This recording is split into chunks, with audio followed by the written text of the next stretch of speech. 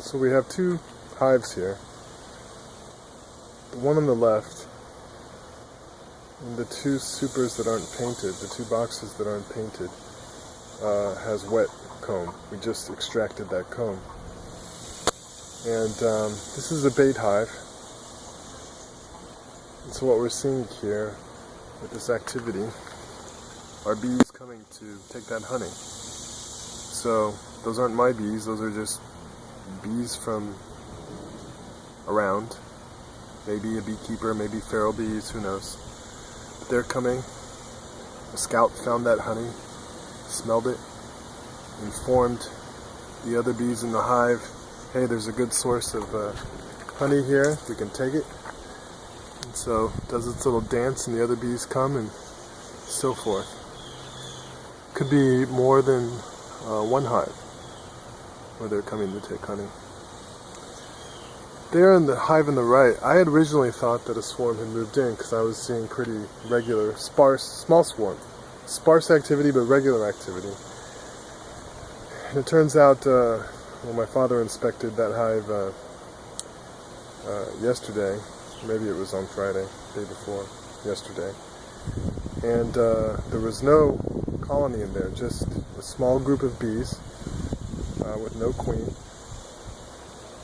that were coming in and out of that hive. And that's actually, we believe, the stragglers from the two colonies that we took that had moved into our bait hive. So those were the ones left behind.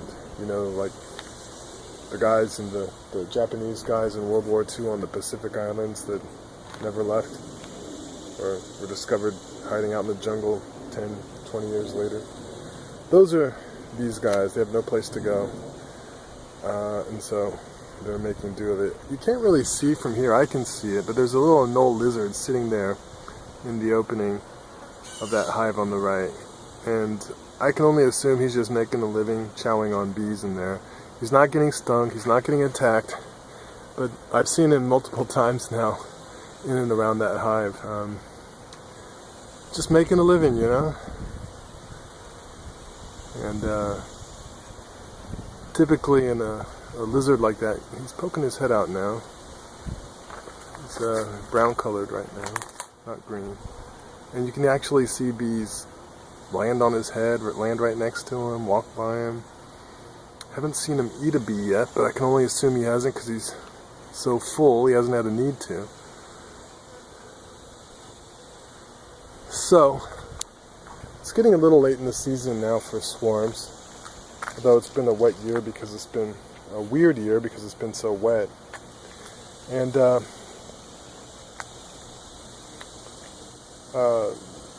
swarms are of less value as time goes by because when a swarm moves in this late, when there's no nectar flow, the chances that it will be able to build up enough to survive become lower and lower as time goes by. So one can aid bees in doing that by giving them honey or sugar water, and that can help them build up. Of course, if you do those things, you attract bees from other hives, and you can get robbing, which is to say bees coming, taking all your hive stores and actually killing all your bees in the process. So that's something you generally want to avoid.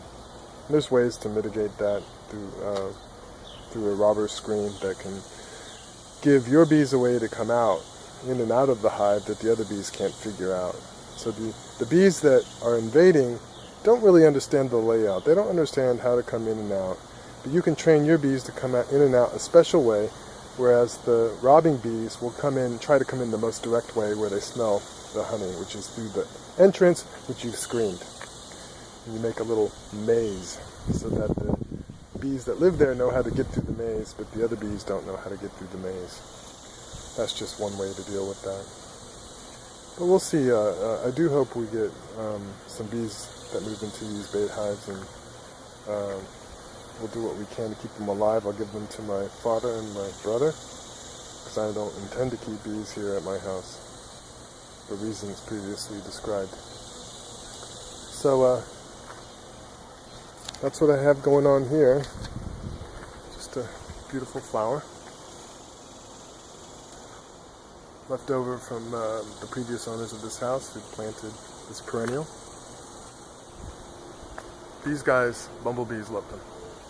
Sunflowers. So we'll see what happens here.